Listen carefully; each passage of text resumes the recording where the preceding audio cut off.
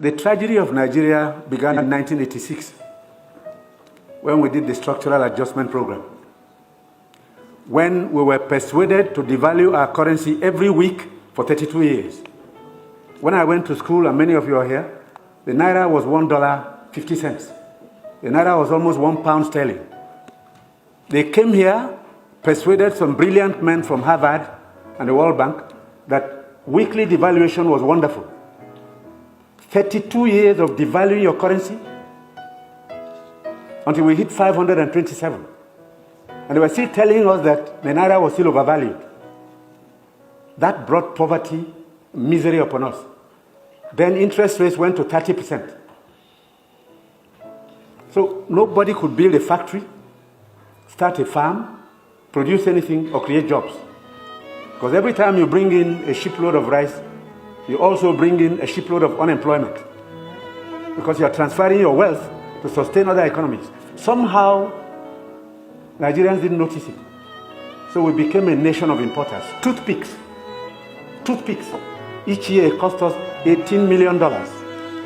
Importing toothpicks. Tomato paste, $400 million. So you talked about tomatoes now. One basket in town now is less than 2,000 naira. The farmers are losing money because the processors don't have enough funds to set up factories. They are going to do tomato paste. It's food-grade stainless steel. You can't just use anything because you'll be putting poison in people's stomachs. 2 factories have started off. I believe by the middle of next year, we can comfortably tell importers of tomato paste to stop. But when you do, you make enemies. Even the rice we're trying to reduce, we have enemies, heavy enemies, people who can kill if they have a chance, because you're spoiling their business. And let nobody take it lightly. These guys have seized this country's economy, they've taken us hostage, and they have no intention of giving up. Because this is a huge market, a very sweet market, and they have taken control. And I'm saying it because I have been in this business for 41 years and I can tell you some history. Abdullahi Adamu is here. Import milk, sugar, toothpicks, toothpaste, handkerchiefs, pencils. We don't make. To cure Nigerians of that malady will take a while. It will take a strong government. That's the truth. And they are not happy that we're cutting down. When we cut down, they lose money there. So you see all sorts of publications. We're telling lies. We're not growing rice.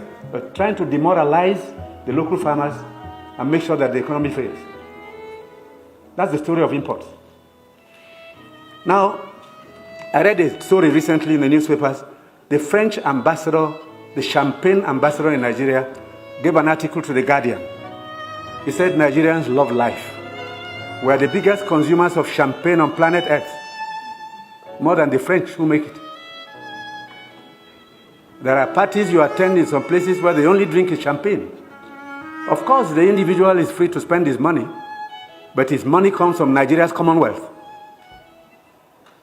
So on imports, it will take a while for us to get used to local goods and accept that we should consume what we produce and produce what we want to consume.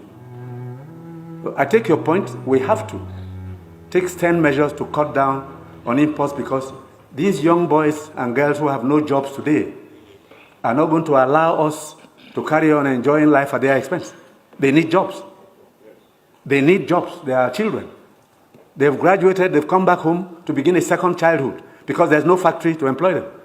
And the ministries can't take any more. But somebody is making sure you fail when you want to produce at home.